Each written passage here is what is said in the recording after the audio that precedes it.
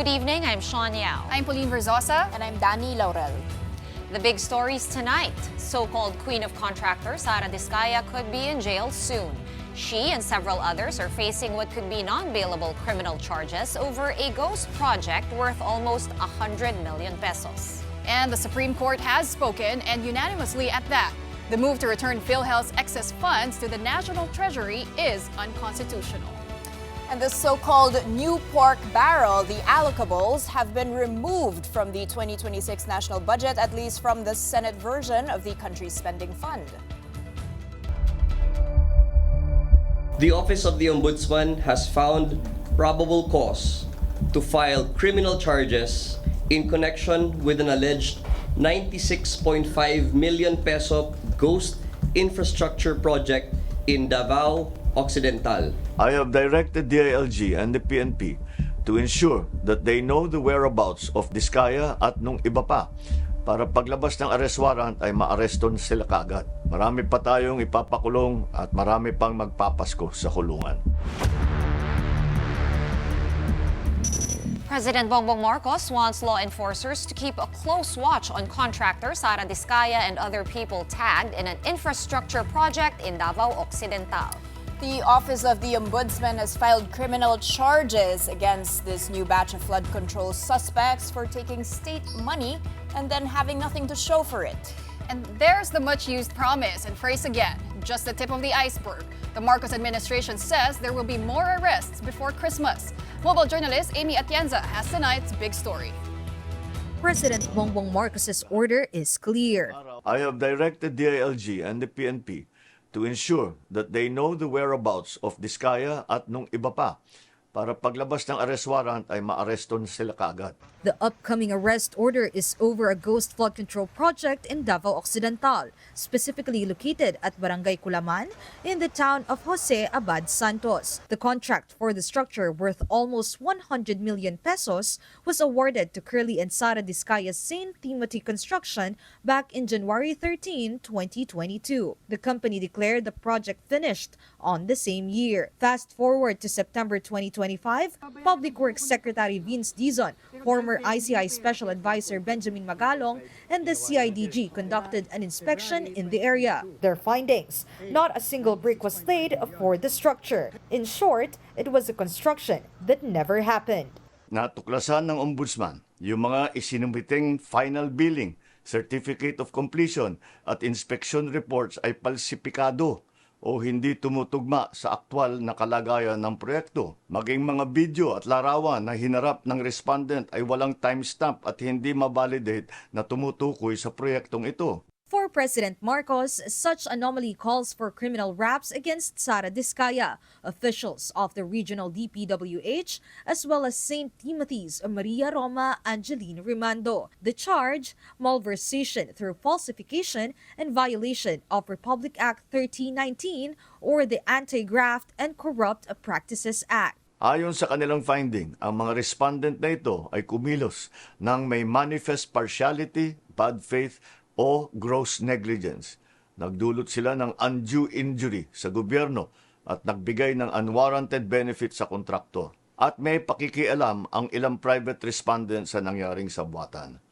Ang malversation ay non-bailable. Mabigat ito dahil hindi nila mababayaran ang kanilang paglaya. Pag naisampa na ang mga kasong ito sa korte, ang susunod na hakbang ng judiciary ay ang paglabas ng arrest warrant para sa mga pinangalanang individual. The Office of the Ombudsman's response to the President was swift. It immediately filed the case before the Digos City Regional Trial Court. Its recommendation: malversation without bail.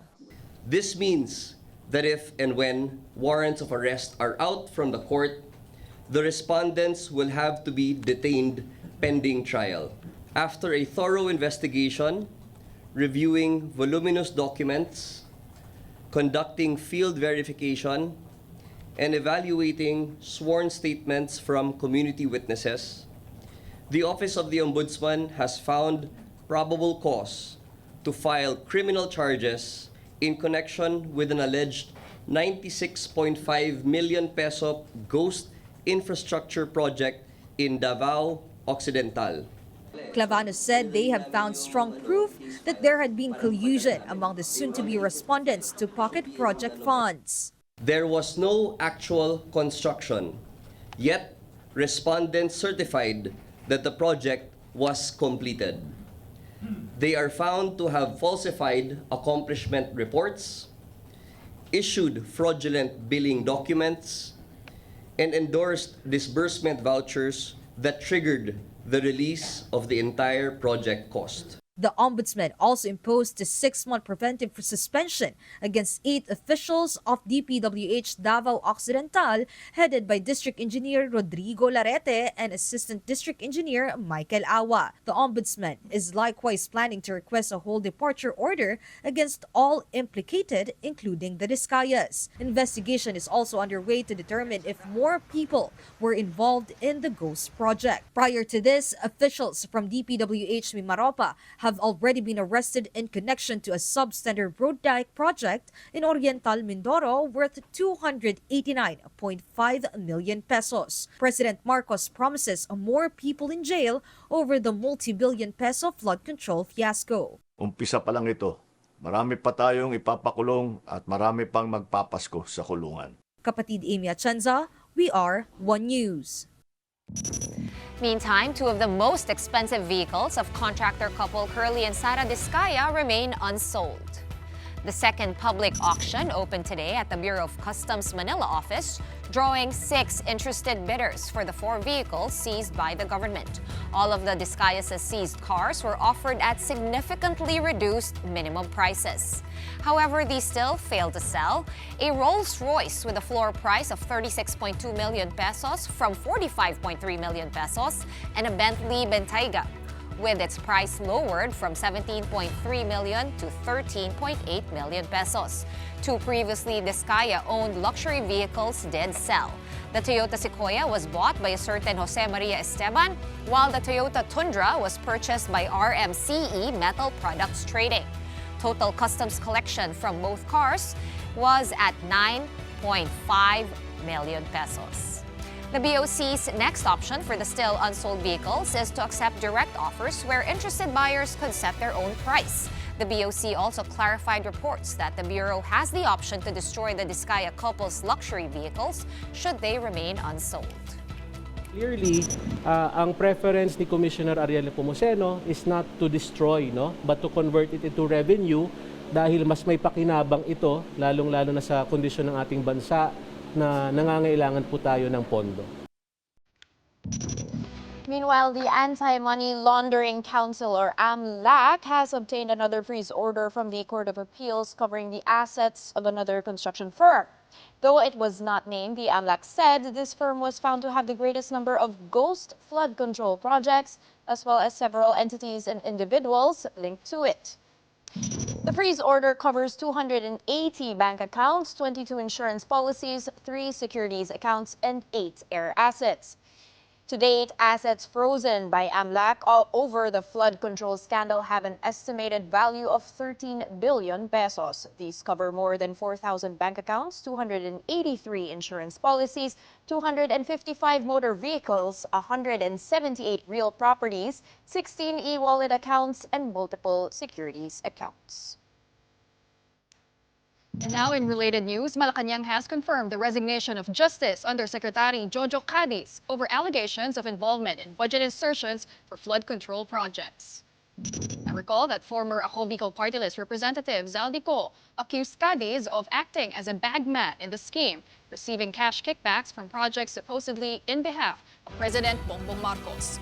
For Palace Press Officer Claire Castro, Cadiz stepping aside is an act of delicadeza and shows that even allies of the chief executive are not spared from the flood control probe.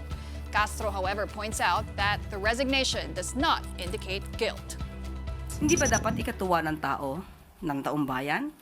Kung meron mang mga tao na kaalyado ng Pangulo at kapag ka na-involved kahit wala pang desisyon o wala pa man judgment ay umaalis, ibig sabihin hindi nagtotolerate ang Pangulo kung mayroon mang mga taong maaaring nasasangkot, although wala pang judgment. Hindi tulad ng mga nakaraan, kahit nandiyan na yung mga pangalan, nag-i-stay pa rin kahit malaki na ang issue about sa korupsyon. Meanwhile, on One Balita Pilipinas, ICI Special Advisor Rodolfo Azurin Jr. denied rumors that he's on his way out. He also shot down reports that the lack of budget and support is making him think twice about his involvement with the ICI. Azurin does hope, though, that commission officials and volunteers will be reimbursed soon. Just today, the palace announced that the 41 million peso budget for the ICI from the Office of the President has been deposited. Azurin says he is willing to stay for as long as the commission needs him. It's a very welcome opinion po kasi naiset naman na po natin yung tone eh. May template na po na susundin. So we can just give it to the National Bureau of Investigation, the PNP, to pursue po yung mga iba po na mga personalidad na ini-implicate po sa investigasyon na ito. Hanggang kailangan po ng ating ng gobyerno ang serbisyo namin, serbisyo ko, I will continue po. Set na po kung ang maging reason ko ay yung health reason, yung safety ng family ko. All right, and let's revisit the week that was and get some insights from our resident geopolitical analyst, Richard Hridarian. Evening to you, Richard. Where are you joining us from? Are you Morning. here? Andito pa rin sa Oxford, pero pauwi na soon. No worries. All right, so I'm sure you've been on top of everything. For you, what are our big wins this week and what are our big losses? Well, I mean, to be honest, ang basa ko dito is the Marcos administration is having a very hard time balancing between a more performative version of addressing accountability and corruption issue and also having a much more substantive one.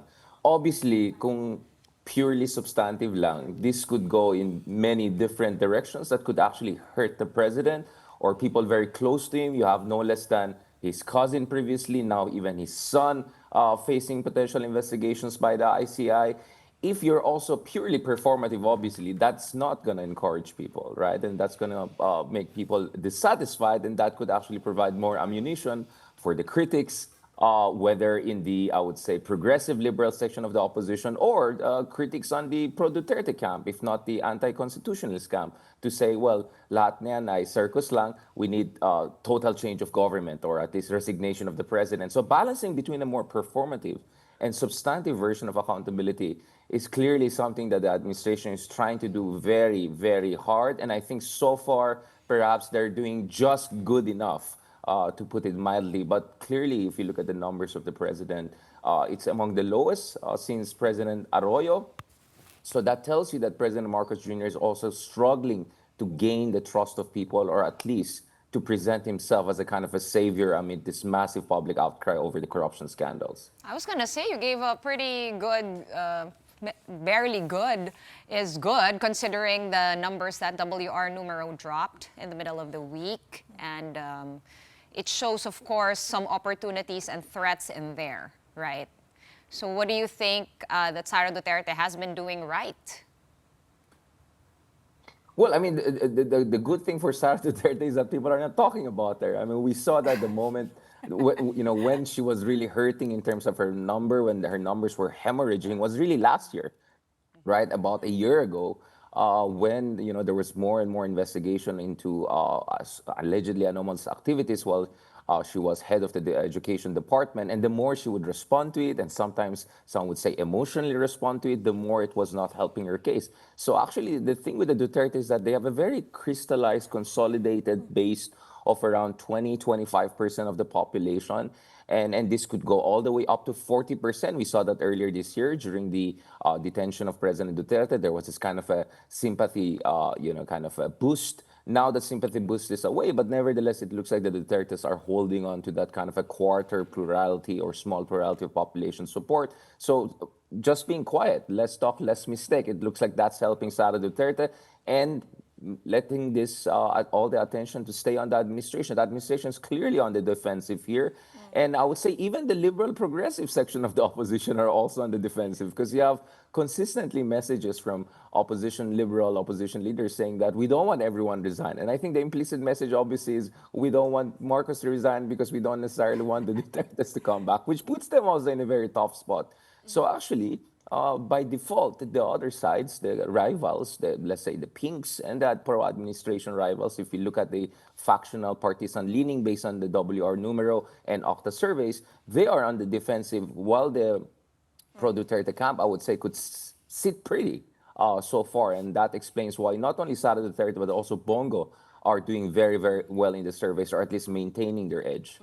Richard, back to the performative versus substantive issues. No, what is going on with the ICI? This was created to be a substantive body to actually probe things, and then suddenly there are all these resignations. They didn't even, I think we watched the interview earlier on with Babe Sing Son, and he mentioned he touched not even $1 million of the 41 million peso budget that was supposed to be issued.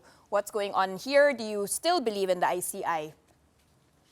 Well, the ICI is a moving target, no? I mean, from the very moment it was announced, whether its mandate, its membership, and then the rotation of its membership, it clearly shows that indeed the administration is trying to calibrate this. They don't want the ICI to be too powerful because it could end up bringing down the whole administration. At the same time, they cannot make it a Mickey Mouse court, right? Because otherwise, what's the point of this?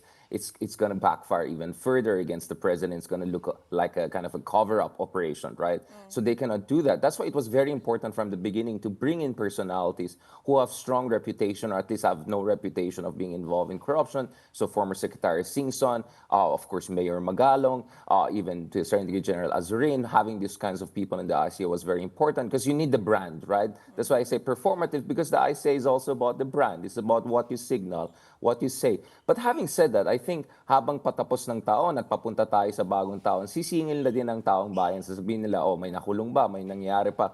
But interestingly, actually, a lot of the power is with the Ombudsman office. And I think that's why it's very important that you have the former DOJ secretary now in charge of the Ombudsman office. And it looks like they're now going to move against some major personalities. But of course, for the Ombudsman office, it's very clear that they're going to prioritize cases where there is a high certainty of conviction. They're not just going to go after everyone. But people are going to question that judgment, going to say, oh, isn't it interesting that the only cases that they feel there's high certainty of conviction are against people who are not necessarily close to the president. So again, you need recalibration on that. So kumbaga ano yun eh, just doing good enough over and over again. And the reason why I said the president is still medyo safe pa rin siya. I say that in a sense that just a month ago or even weeks ago, there were worries about really some major destabilization in the country. There's still worries about coups, among other things. So I would say, considering yung expectation na yan, kung yun yung reference mo just a few weeks ago or a month ago, mukhang we're slowly at least going into some sort of a de-escalation or tensions going down as we enter the holidays. Pero sisingil talaga ng tao in the coming weeks and months. So hindi pa safe si Marcos eh. And I wonder how is he going to do this constant navigating between performative and substantive without completely becoming a lame duck sooner than later, or imploding his administration. Yeah, that's actually what I wanted to ask you next, Richard. No, I mean, it's been 5 months already since the president gave that "Mahiya naman kayo" speech. It's been 3 months since the ICI was created. There have been several charges already, recommendations, but zero convictions yet. And at the beginning, no one was really asking for the president to resign. He was the whistleblower in this whole flood control scandal.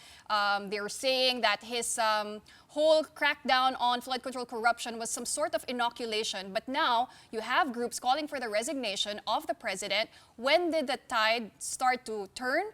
And where did the administration go wrong? Well, I think, in a sense, perhaps the administration, at least some people in the administration, thought that as long as you admit that there's something wrong, because it became impossible with all of these flood control projects obviously not working, and a lot of people losing life and property over the past few months, they thought that as long as you admit that, parang basically mag-sorry ka, and then make some sort of a symbolic or performative effort, baka that will be enough.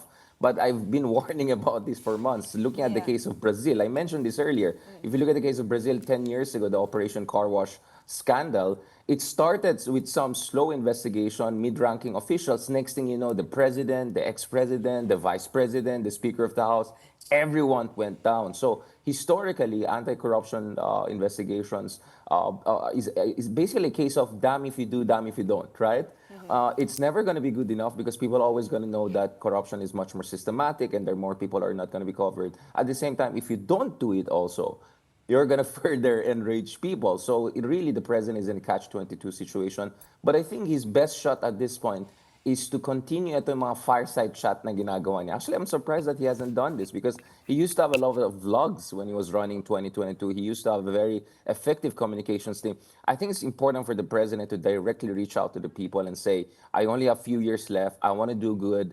I want to rehabilitate my family's reputation. Give me a chance. I know the wheels of justice are slow. I know you want things to be faster, but these are the things, these are the targets, and these are the things that we're going to meet in the coming years. And behind the scenes, he has to work with sections of the civil society who do not necessarily like Marcos, but even for them, what's worse is the return of Duterte's if Sara Duterte takes over as the president. But precisely, isn't that such a bad thing that if like it's only the specter of Sarah, succession, it's the only thing maybe holding this admin together at this point. And what then happens? I wanted to ask you this because the numbers have shown that a lot of the youth are now undecided, and a lot of the youth that are not undecided are actually siding with the Dutertes. So what I'm trying to look for here is, where is our dark horse? Where is this mystery candidate? The bickering has overtaken the headlines. We know this. We talk about it all the time. But do you think that the traditional opposition should be focusing on finding somebody qualified and credible because the elections are just around the corner? Oh, absolutely. That's an absolutely good question. I was trying to avoid answering that question because I want to avoid making more enemies. Because there's no answer. But, I have been saying this, diba? Klaro naman sino yung leader ng Duterte camp. It's going to be Sara Duterte, and now potentially even Bongo could be in the consideration equilibrium on the part of administration. It's clear who's the leader. Pero dun sa parte ng liberal progressive opposition, the de facto leader now is a non-political person. It's Cardinal Ambo. Cardinal David, right? But Cardinal David is a moral leader, right? He's a civil society leader. He's not going to be a political leader. Kaya mahalaga ngayon, and I think Senator Rizon Tiveros has been saying this for quite some time, it's important for the third force to emerge. And that third force can only emerge if there's a clear leadership, there's a clear blueprint. So maybe one of the things na kailangan natin bago matapos ang taon is makita natin itong mga leaders ng liberal opposition, whether it's BAM, whether it's Mayor Lenny, because the latest anti-corruption trillion peso march was nationwide, not only Metro Manila, so kasama yung Naga. So maybe some of these LGU leaders like Lenny who are still in conversation to run for the presidency, maybe some of these top senators maybe they have to come together. They have to show to the people that there's a way out of this that is neither Duterte nor Marcos. And you're absolutely correct. You should not allow Marcos to also weaponize the fear of a return of Duterte's to slack off on this, right? So kaya nga, really it now goes down to the third force. Can that third force consolidate and emerge? But can they do that in a way that does not also divide them? I'm not going to say much, but I'm getting a lot of information that behind the scenes, they're heated, passionate, this conversation. Takot kasi ng iba is, baka pag magkaroon ng discussion about who should be the leader of opposition, maging divisive yan, or kung magkaroon ng usapin ng sinong political leader ng opposition, or if they're more prominent, baka maging mukhang nag-hijack sila ng corruption scandal na ito. But the reality here is that, perfection is the enemy of the good, and being diffident is not an option for the liberal progressive opposition. I think they have a very good chance of crystallizing into a third force. If you look at the WR numero, clearly they're now the second strongest faction behind the pro-Duterte faction in the country, and clearly many in the pro-administration faction, they have no choice. They will rather have to be going behind the liberal progressive opposition if they want to avoid a retribution should the Dutertes come back, because the Duterte camp is angry. I mean, President Duterte is most likely going to be there in the ICC for the foreseeable future. There are many reasons for the pro-Marcos camp to fear the return of Dutertes, perhaps even more than the liberal progressive at this point in time. So time is on their side. They have the leverage. Pero dapat ma-figure out nila internally paano nila pwede pag-usapan yung sino maging leader nila, ano maging blueprint nila, without being defensive at without mukhang maging epal. Kasi alam ko ayaw rin nilang maging mukhang epal. But no choice. Kailangan maging epal if that's the way to get things going. But it's also a matter of timing, right, Richard? Because sometimes you have dark horse candidates coming late in the game, such as former President Rodrigo Duterte back in the 2016 elections. He didn't really emerge as a front runner early on. So in terms of timing, should the true opposition do it now, or they still have the luxury of time? I use that argument that, whether you look at the case of Pinoy, even Ramos, even Arroyo, yes, historically, dark horses became the presidents, most dramatically both in Pinoy's time and Duterte time. But I think we have learned our lesson, right? This time is different. 2022 pa lang, klarong-klaro na Sara Duterte is just waiting to be the next president of the Republic.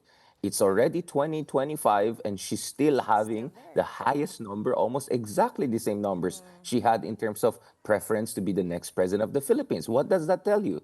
That we are in a different ball game right now. This is a game about, can you beat Sara Duterte? Can you prevent the return of Sara Duterte? Especially since there is impeachment is not happening anyway. So it looks like the race has been set.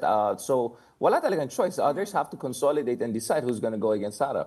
Richard, can I jump on that? And what does the recent rallies tell you, especially since the numbers have been going down? Is there such a thing as protest fatigue? Was the call for impeachment of the BBM administration strong enough? I mean, what do these things tell you, especially the one of November 30?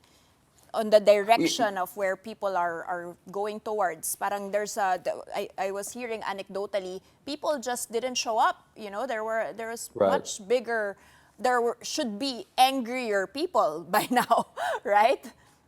That's why I'm saying maybe BBM is doing just good enough also to prevent people from coming out. I think you can read it in two different opposite ways. No? Sa isang banda, pwede mo sabihin, baka yung nangyari nung September, yun yung fluke na ang daming lumabas. Baka once in a lifetime yan, good luck na lang sa atin. Or you could say, we're just seeing a temporary dip now because people are still giving a chance to the administration. And more importantly, as we mentioned a while ago, hindi pa rin klaro ang tao, ano bang gusto nilang mangyari dyan sa rally na yan? Because if they don't want to resign from BBM, they don't want to resign all, and they have just more of a generic idea of rule of law, baka hindi sapat yan to inspire people. Kaya nga sabi ko, mahalaga magkaroon ng clear leadership ng opposition. Aside from Cardinal Ambo, because he's not a politician, you need someone who could be the next president of the Philippines to be in that conversation, and you need a clear blueprint. Anong step 1, 2, 3 natin going into 2028, going into final years of the Marcos administration to make sure na talagang hindi lang tayo magkaroon ng accountability about dun sa mga kurakot ngayon, but to make sure that we go to the root causes of corruption itself. So feeling ko wala pa tayong ganun eh. I think everyone is a little bit ilang pa, whether it's BAM, whether pa it's Risa, whether pa it's Lenny, all of them are trying to make sure na hindi sila mukhang epal. I think that's a good instinct until it's not, right? And my fear is baka it's time now for them to decide who's going to be the face of the leader of the opposition and who's going to be the rallying point heading into 2028 presidency. Kasi kung and then of course there's the extreme option, if wala talagang mangyari dito sa ICI na yan, kung wala talagang malaking tao ma-convict, let's say by end of the first quarter of next year, baka the liberal progressive opposition should seriously consider resign Marcos, resign all, or baka it's a 4, diba? Or something more dramatic. So far, that's not the conversation, but they have to be ready for that and open to that conversation. That's what leadership is all about. You have to see what others are not seeing. You have to be ahead of the crowd, ahead of the curve.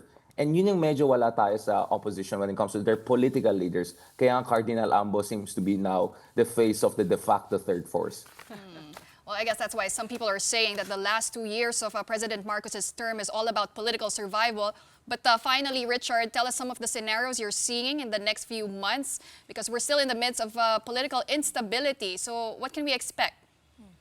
Well, I was told by informed sources there could be another massive rally early next year. Baka by February, there could be another massive rally. I think, we saw that, there were a lot of people nervous about the rally by a major religious organized group, the INC, of course, earlier this year. But the INC so far has been clear that they're not asking for resignation. But you can still imagine if by next year, INC and other major religious organizations are not happy about the situation and direction of things, and then sabay din hindi rin natutuwa yung mga liberal progressive forces, it's very possible they all can come together and embrace a much more radical approach to this. So the time is ticking. So basically, kumbaga, President Marcos probably bought himself another month or two, but he has to really maximize this and make the most out of this. And I think he needs some emotional fireside chat before the end of the year. And once he's going to start the next year, kumbaga, he has to bring his A game before he becomes a complete lame duck or vulnerable to even being deposed. Well, for sure, next week will be another eventful one, but we'll have to leave it there for now. Thank you so much for your time tonight. Geopolitical analyst Richard Haydarian, all the way from Oxford. All right, we're just going to take a quick break, but coming up, an update on the track of Tropical Depression Wilma as it nears landmass and threatens to drench several areas in the Visayas. We also have the complete list of wind signals when the big story returns. Keep it here on One News.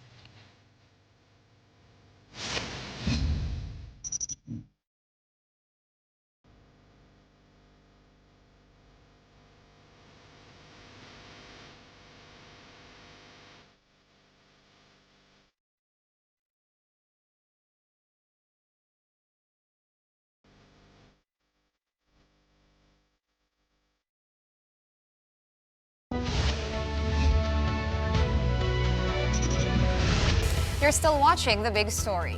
The Supreme Court has unanimously ordered the return of 60 billion pesos in PhilHealth funds previously transferred to the National Treasury. The High Tribunal also blocked the transfer of the remaining 29.9 billion pesos from the state health insurers' coffers and ordered the whole 60 billion returned to PhilHealth via the 2026 General Appropriations Act, or GAA. Recall that the Department of Finance cited a special provision in the 2024 GAA that allowed for the transfer of idle or unutilized funds from government-owned and controlled corporations. That is, to finance other UAs or unprogrammed appropriations. But according to the Supreme Court, the transfer is unconstitutional and violated the Universal Health Care Act, which mandates that PhilHealth must maintain reserves equivalent to 2 years of projected expenditures and that any excess funds must be used only to expand benefits and/or to reduce member contributions. Immediately executory. And the Supreme Court said that the return of the funds to PhilHealth will be through the 2026 GAA. It's not considered moot because, again, the President ordered the return, but we're not sure as to the status of that. Executive Secretary Ralph Recto, who was then Finance Secretary, who ordered PhilHealth to remit the funds, said that he respects the Supreme Court's ruling. PhilHealth also welcomed the Supreme Court decision. Well, meantime, is the recently ordered increase in the base pay of soldiers a bribe for the military? Well, this was how critics saw the timing and preference of the president's initiative. The Department of National Defense was quick to reject the insinuation. In an ambush interview at Camp Aguinaldo, DND spokesperson Arsenio-Andolong emphasized that the military and uniformed personnel, or MUP salary adjustment, was long overdue. Bakit naman nila iisiping suhol ito? Para sa ating mga sundalo ito. Napakahirap ng kanilang trabaho. Hindi ko maintindihan itong mga nagsasabi nun, na medyo isipin naman nila yung kanilang sinasabi. Nasa yung malasakit natin para sa mga dumidepensa sa ating taong bayan at ating soberenya. Earlier this week, Marcos approved Executive Order 107, updating the base pay schedule and raising the subsistence allowance across several agencies of MUPs. Labor groups, however, questioned why uniformed personnel were prioritized over civilian workers. Malacanang, for its part, says the president's actions are part of his responsibility as commander-in-chief and not a reaction to political issues. Ang pagkilala po sa mga kasundaluhan natin, hindi po ito nababatay kung ano po ang nangyayaring ingay ngayon. Mga political noise. Karapatan po nila at dapat lamang pong kilalanin ang kanilang pagiging bayani ng ating bayan. So sa mga ganyan mga usapin, mga negatibo na ibinibigay at pinupukol sa Pangulo, hindi po ito magpapatigil sa Pangulo para bigyan ng tulong ang ating mga kasundaluhan. And now we turn to other headlines today, beginning with the weather. Tropical Depression Wilma maintains its strength as it slowly heads towards eastern Visayas.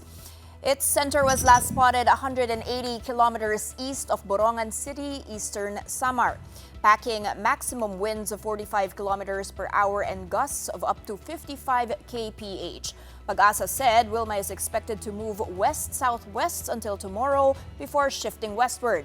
On its current track, the tropical depression may make initial landfall over eastern Visayas between late tonight and tomorrow morning. Wind signal number 1 is now up over the southern part of Sorsogon, mainland Masbate, including Ticao Island, some provinces in the eastern Visayas, Cebu, including islands of Bantayan and Camotes, as well as Bohol. Signal number 1 is also hoisted in northern and central portions of Negros Occidental and Negros Oriental, Siquijor, northern and eastern Iloilo, eastern and central Capiz, Guimaras, Surigao del Norte, including Siargao, and Bucas Grande Islands, the northern part of Surigao del Sur and Camiguin. Meanwhile, Pag-asa has confirmed that a short-lived La Niña has emerged in the tropical Pacific and is expected to last until the first quarter of 2026. It noted sea surface temperatures began cooling in September and reached weak La Niña thresholds in November. This phase is typically associated with above normal rainfall from December to February, raising the risk of flooding, flash floods, and rain-induced landslides in many areas. The State Weather Bureau also warned of increased likelihood of tropical cyclone activity within the PAR during this period. And on to other developments. The Sandigan Bayan has acquitted former PNP Chief Alan Purisima and 16 others in the graft case stemming from a 2011 courier deal. The court's 6th division ruled that prosecutors failed to prove Purisima violated the Anti-Graft and Corruption Practices Act when the PNP tapped Warefast Incorporated as its firearms license courier. Prosecutors earlier argued that Warefast lacked the key government clearances, proper accreditation, and even a track record as a courier. Purisima declined to give a full comment after the promulgation, though he appeared to be in good spirits when approached by the media. Siyempre, I feel good, di ba? I feel good. You're still watching the big story here on One News, and coming right up. Let's see how startups are doing these days as the funding for them recently slowed down. We speak to an expert in sustainability and venture capital next. Keep it here on One News.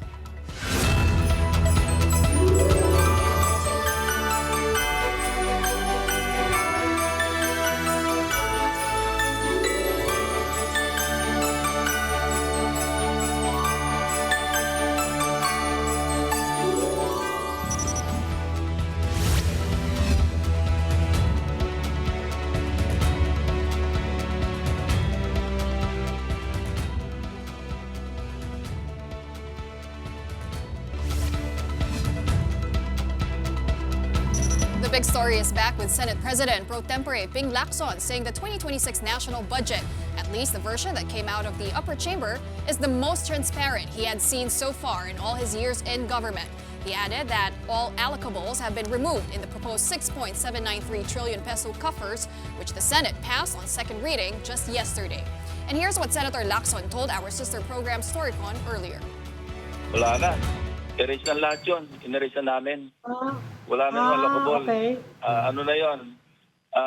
Wala nang sa isa yun. Nabura na lahat yun sa Senate version. Yung natanggal sa allocable, Senator, how much was that in total? Malaki-laki yun kasi mahaba yung roll call palistahan. Pero wala na yung burado na lahat yun. Kasi ang allocable, ito yung baliktad Nauna yung amount Yes. ng allocable binibigay sa mga legislators. Saka palang hahanapan ng items. Hindi ba pagka maggagawa ka ng project, yung item muna, magpe-prepare ka ng program of work, lahat, saka mo poponduhan kasi ibebase mo yung funding doon sa item. Ito baliktad. Allocables are discretionary funds meant for each congressional district that allow lawmakers to choose projects from a menu of allocations, usually flood control structures and roadworks. Funding for these are set aside later in the National Expenditure Program, a process much questioned because it allows congressmen to divert money at their discretion rather than according to need. Lacson said there have been appeals from some of his colleagues not to remove the allocables altogether, but the Senate leadership stood pat on its decision to cut the so-called new pork barrel from the budget. As for unprogrammed funds, the Senate's version of the spending fund targeted foreign assisted projects and the AFP modernization. Senators are looking at December 9 for the passage of the budget on third and final reading. The bicameral deliberations for it will also happen next week, which Lacson says will be live-streamed for transparency. Moving on to other news now, there is a report from Gobi Partners that shows that startup funding is cooling, but the innovation pipeline is not. In fact, the firm says the Philippines is entering what it calls the, quote, next wave of innovation led by AI and fintech. To walk us through these findings, we're joined tonight by Carlo Chandelantar, partner at Gobi Partners. Carlo, welcome to the big story again, and thank you so much for braving the traffic to be with us today. Happy holidays, Happy Danny. holidays. Sean, thank you for having me again. Welcome back. Okay, so the figures were not so great coming from last year. We have volume down 54% and investment values actually down 32%, but you still look pretty chipper. What is keeping your optimism afloat? Well, our fund is performing really well. We've invested pretty early, so the ones that we invested are now on a scale up. So in a way, the report is really for us to look forward on what's next. And we have to be realistic because we also have investors that we want to return capital. And that's why we created this report. It's really for founders. We want more funded startups because at the end of the day, it's one of the best ways for any Filipino have a shot at success financially and also societally. Let's talk about these founders. Yeah. When you're talking people who are willing to invest in startups here in the Philippines, are we talking pure blood Pinoys, PhilAms, returning Pinoys, halfies? Yeah, so founders, we did this report and we surveyed majority of the funded startups, so over 50, and from pre-A all the way to Series C, some have like revenues all the way to 120 million, right? So when we looked at this, majority of the funded startup founders are actually 75%. Only about 23% actually are from foreign, and majority of them actually started in the Philippines. And one big reason they're building solutions is we need better products and services. And if it's Filipinos doing it for Filipinos, I think it's way more impactful. So let's make it simple. Kumbaga, yung tunay na Pinoy na nakatira dito, they're the ones who know what we actually need and what gaps to fill in. If you feel it, if you can relate to it, most likely you'll find the right solution. I'm sorry to be the pessimist here. I know you're quite optimistic now, Carlo, right? But the 2025 year was a cooler year in terms of funding startups. But what were the factors that drove that slowdown, and how tough is the environment? Why is it so tough right now? Tough for the reasons that it's not because of the Philippines. Well, now it is, Q3, Q4. But outside of that, the higher power, higher beings, West and East, all the capital is either you're waiting and seeing and or you're actually at the frontier of investments. AI, either you're going towards the US or you're going to China. We see a lot more news within the western parts of the world, but the eastern, they're far more way advanced and they have robots. Humanoids that are already taking over. You have hotels that are just cleaning lobbies and deliveries you don't need to, right? And because of that, the question now is, where does the Philippines come into the play? You zoom out a bit more, ASEAN is a question. If Indonesia's having a hard time, how much more the Philippines? Right.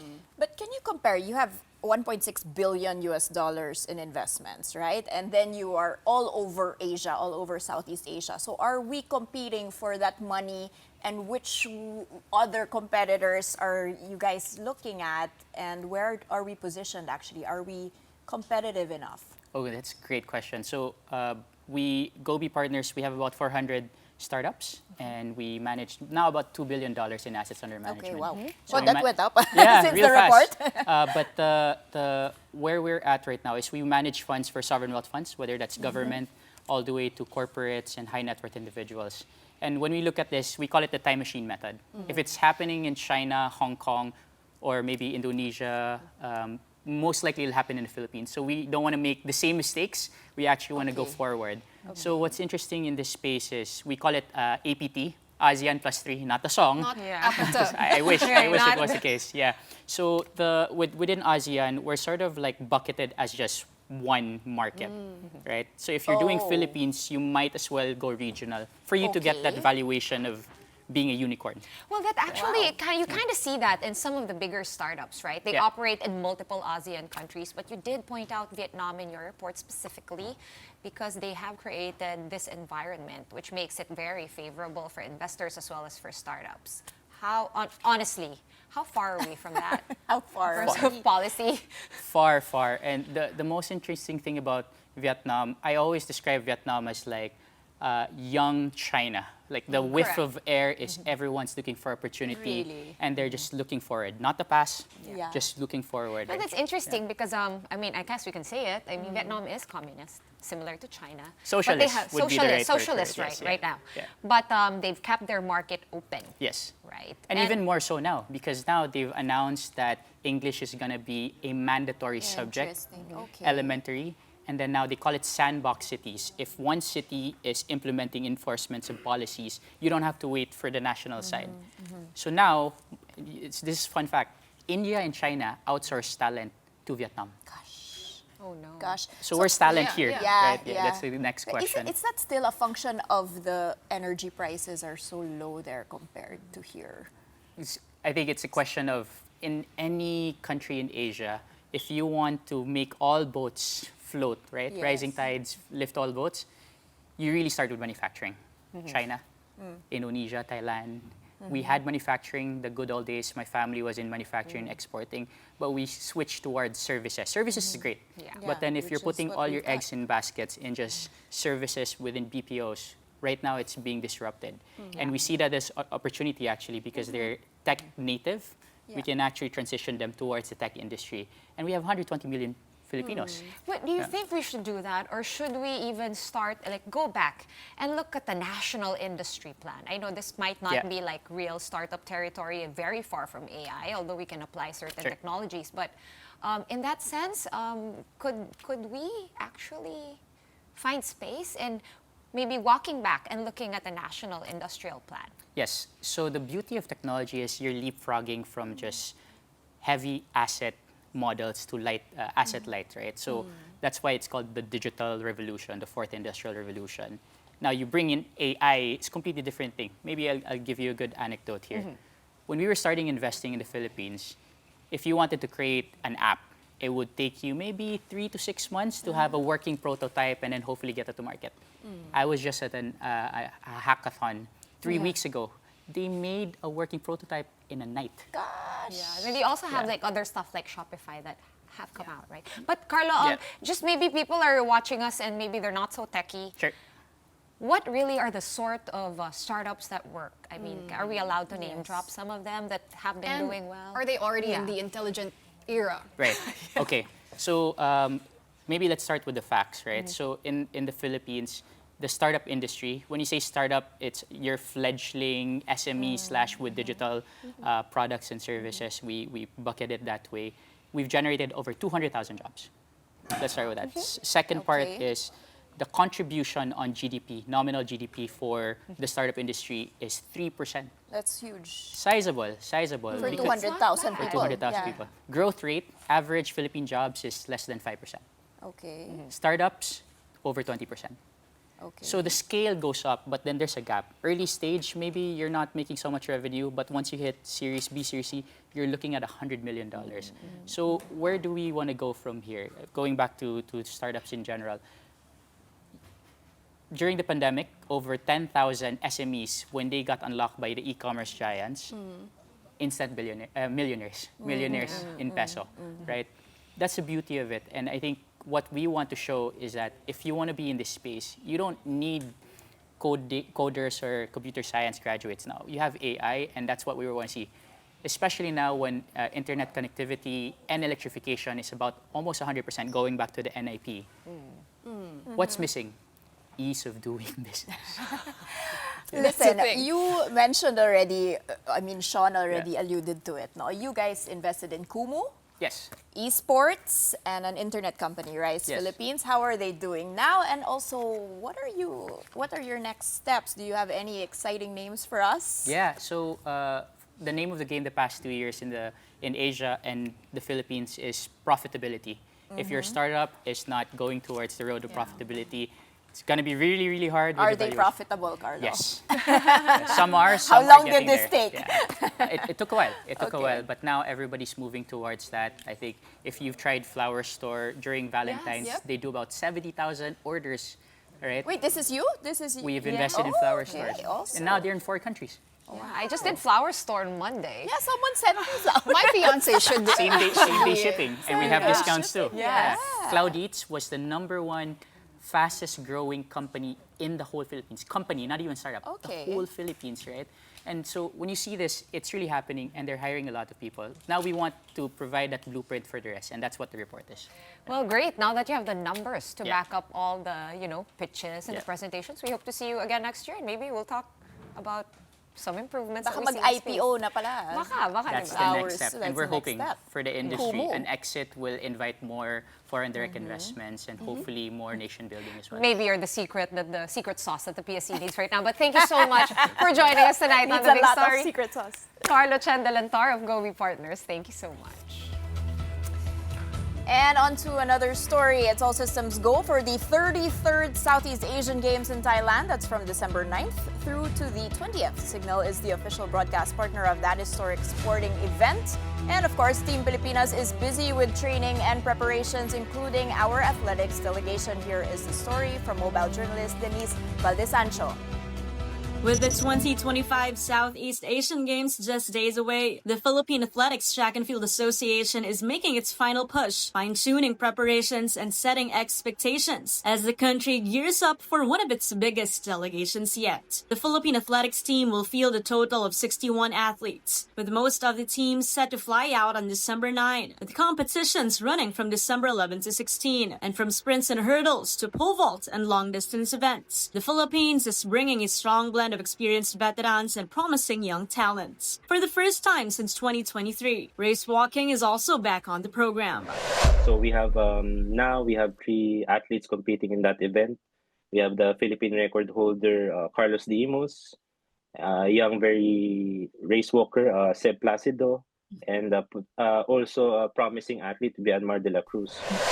Leading the charge is two-time Olympian EJ Abiena, fresh off a gold medal performance at the Atletang Ayala Pole Vault Challenge. Abiena enters the SEA Games holding both the Asian and national record of 6 meters and comes in with a season best of 5.8. He will be joined by 4 more Olympians who solidify the country's push for podium finishes. After finishing the last edition with 4 gold, 10 silver, and 8 bronze medals in 47 events, the Philippines is determined to raise the bar. But behind the lineup is months of quiet, consistent work. We made sure to plan a bit earlier. Also, we ensured to have like a SEA Games training camp. So we started late September until now. This year we're positive and prepared to compare to the previous one. With the team on its way to Bangkok, Atafat reminds fans that their support means a lot to the athletes. We ask for your continued trust, support, and prayers for our athletes. So win or lose, your encouragement, all the Filipino fans out there means a lot to them. Kapatid Denise Valdesancho, we are One News. All right, and before we go tonight, let's take you to one spot where Christmas is already in the air, which is just right by the Pasig River.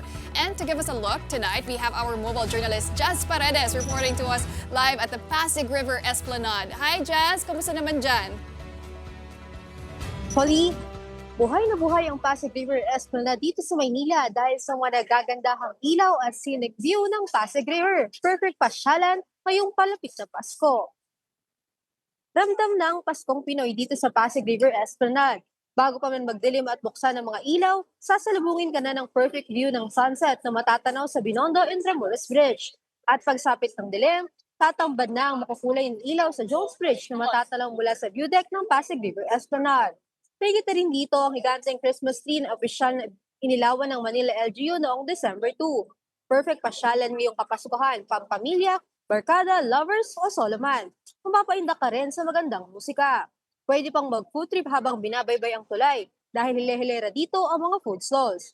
Merong street food, iba't ibang klase ng inumin, rice meals at iba't ibang cuisine mula sa mga iba't ibang bansa gaya ng Indian at Chinese food. At kung gusto mo yung masulit, may mga upuan din dito sa mga food stalls na nakaharap sa Pasig River. Masarap na pagkain at scenic view ang perfect combo dito. Bukod sa mga food stalls, meron ding mga photo booth at non-food items. Pero kung chill na pa siya lang ang hanap mo, meron ding mga mascot na maghahatid saya. At sana makmak na picture-perfect spots para sa aesthetic na larawan. Pwede ring mag-Alapares feels ang lovers na balak mag-Christmas date dito dahil sa mga love dock. At sa mga balak naman pumunta ngayong weekend, merong music at light show sa Jones Bridge Tuwing Sabado at Linggo na magsisimula alas 7 ng gabi. At kung masipag namang maglakad, meron din namang mga pasyalan na malapit dito sa Pasig River Esplanade. Pwedeng lakarin ang Aroseros Forest Park, Intramuros at Port Santiago. Pwede ring sumakay sa mga tok-tok o e-bike papunta sa mga ito. Pauline, tuloy-tuloy nga ang pagdagsa ng mga tao dito sa Pasig River Esplanade para mamasyal. Sa mga nais pumunta, bukas ang Pasig River Esplanade mula 3 p.m. hanggang 12 a.m. Pauline? Okay, so may time pa kami humabol dyan. But for now, thank you very much for that report. I was Jazz Paredes, our mobile journalist, reporting live from the Pasig River Esplanade. Danny, was it giving Dan? What? I'm excited to Paris? go. Yeah, the locks, diba?